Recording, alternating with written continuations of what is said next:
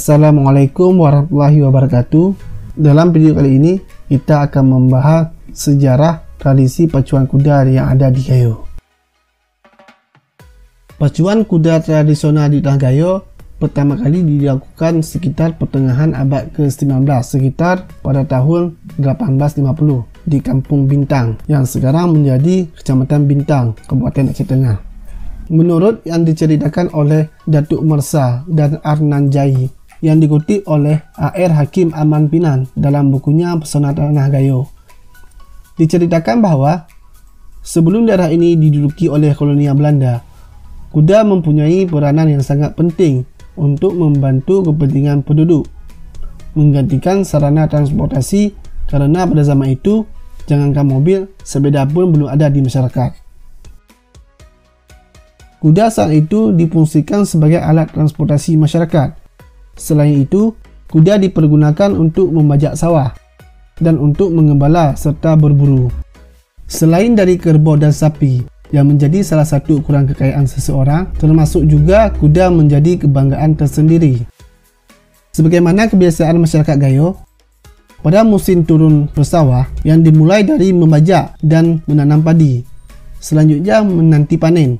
Pada waktu itu, mereka biasanya pergi bergulir atau menangkap ikan, berburu, pergi ke peternakan, dan ada sebagian masyarakat yang hobi berkuda untuk mempersiapkan perawatan kuda pacunya. Menurut A.R. Hakim Aman Pinan, pacuan kuda sebagai sebuah hiburan rakyat sudah terselenggara sebelum Belanda menginjakkan kakinya di bumi Gayo. Pacuan kuda pada masa itu diselenggarakan pada saat lues belang atau pada masa setelah panen padi di sawah-sawah yang bertepatan dengan bulan Agustus. Pertimbangannya, dalam bulan Agustus cuaca cukup mendukung karena berada dalam musim kemarau. Yang terkesan istimewa dengan pacuan kuda di Kampung Bintang adalah persyaratan seorang joki. Mereka tidak dibenarkan menggunakan baju alias telanjang dada. Lalu apa yang diperoleh para pemenang waktu itu? Tidak ada hadiah, hanya gah atau marwah yang didapatkan dalam sebuah kemenangan tersebut. Kemudian dilanjutkan dengan perayaan dan syukuran oleh penduduk setempat dengan berpegenapan, yaitu saling menyumbang untuk biaya perayaan kemenangan tersebut.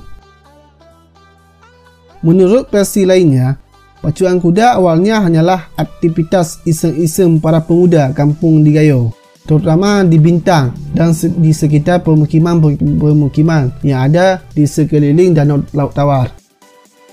Seusai musim panen padi, sudah menjadi kebiasaan anak muda menangkap kuda yang berkeliaran dengan kain sarung tanpa diketahui oleh pemiliknya, kemudian memacunya. Saat memacu, kadangkala bertemu dengan kelompok pemuda dari kampung lain yang melakukan hal yang sama. Lalu terjadi interaksi sosial, di mana para joki dari masing-masing kampung sepakat untuk mengadakan pertandingan pacu kuda antara kampung tanpa hadiah bagi pemenang. Tidak disadari, akhirnya sejak awal tahun 1930-an, aktivitas ini berubah menjadi tradisi tahunan yang melibatkan beberapa kampung. Melihat antusias masyarakat dalam melaksanakan pacuan kuda begitu semarak, di tahun 1912, pemerintah kolonial Belanda menyatukan rakyat dengan upaya memindahkan pacuan kuda ke Takengon, tepatnya di Bangkolak yang sekarang bernama Lapangan Musara Alun. Acara pacuan kuda yang diselenggarakan oleh kolonial Belanda dikaitkan dengan hari ulang tahun Ratu Wilhelmina. Supaya event tersebut meriah, oleh pemerintah kolonial disediakan biaya makan kuda, hadiah dan piagam kepada para juara. Tradisi memberikan hadiah berlanjut sampai hari ini. Sistem dan aturan pacuan kuda di Bangkolak juga berubah. Arena pacu dibuat opal yang diberi pagar dari radang atau rotan. Para joki yang sebelumnya mengendarai kuda dengan bertelanjang dada, maka di arena pacu Bangkolak kepada para pejoki diberi baju warna-warni. Kemudian kuda-kuda yang dibolehkan bertanding tidak hanya dari Kampung Bintang, tetapi juga kuda-kuda di seluruh wilayah Ondel Afdeli, yaitu wilayah di bawah Takengon dan daerah lainnya. Menyangkut dengan penonton, tidak ada pembatasan. Ada anak-anak, pria maupun wanita. sehingga pacuan kuda menjadi hiburan rakyat. Pada akhirnya, pacuan kuda menjadi tradisi dari rakyat Aceh Tengah. Pada tahun 1996, bersamaan dengan lahirnya atau terbentuknya Kabupaten Aceh Tengah, pelaksanaan pacuan kuda ini diambil alih oleh Pemda Aceh Tengah. Pada periode tahun 1950-an, kuda pacu asal kampung Kenawat, Gelelungi, Pegasing, Kebayakan, dan Bintang selalu berpartisipasi dalam perlombaan ini.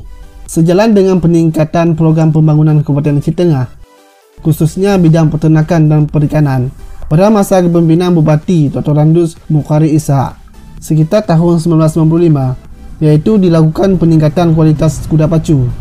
Dihadirkanlah pejantan kuda pacu dari Australia yang kemudian disilangkan dengan kuda lokal asal Gayo. Dan hasil dari persilangan tersebut, lahirlah kuda Astaga atau Australia Gayo. Posturnya lebih besar dan larinya lebih cepat. Kuda pacu ini membutuhkan lapangan pertandingan yang memadai.